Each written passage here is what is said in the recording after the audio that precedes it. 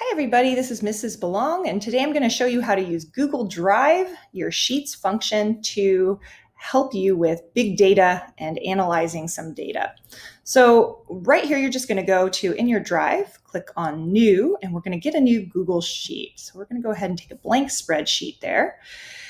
And the first thing you want to do so that you can find this sheet later is to give it a title. I'm going to call this Lab Data Sample.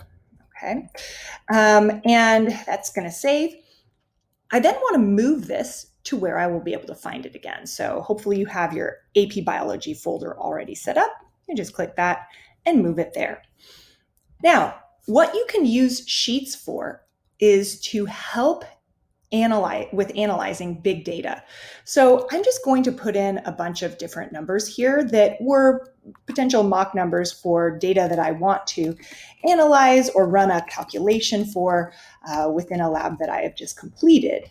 So lots of class data. Now our class data is going to be more specific. There'll be decimals, etc. But here's just to show you how to use, take all of these numbers and run a standard deviation calculation.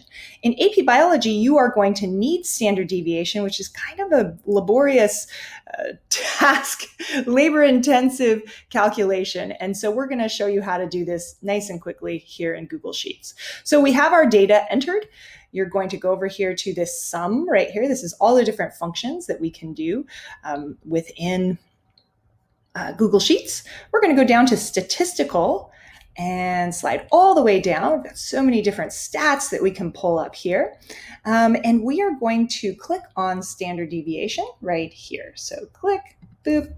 And we want to calculate standard deviation. So it's going to calculate that. We just have to tell it what numbers to use. So then you're going to just highlight these numbers here, your data set, and click return. This is now the standard deviation for all of those different values. You can now very simply calculate standard error of the mean, which requires the standard deviation calculation using this number here. I hope that was helpful, and I hope you have a really good day.